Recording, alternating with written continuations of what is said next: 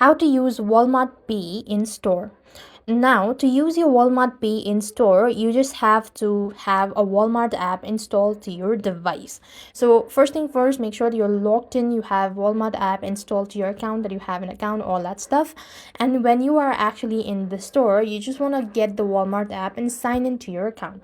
Now that you've signed into your account, you just want to go to the home page, and in the app you just want to go ahead and look for the section where it says account, which is at the bottom right corner of the screen. Here it is. Now here, what next you want to do is you just want to go ahead and look for a wallet. Now it could be in a different synonyms as well. You could see Walmart cash and all that stuff. You could also go ahead and explore that options, and this is also going to help you out. You could just click onto let's go. You could read it out, but this does not seem to be the one.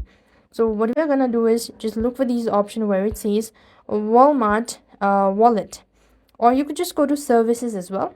So here it is, services, all that stuff. You just want to go ahead and look for these options, or what you could do is you could just go to services. As you could see at the top right, there is a barcode scanner. You could click onto that, and you could just go ahead and enable this, and this is how you can also use Walmart Pay in store. So with that being said, we've completed our steps. Thank you for watching. See you in the next video.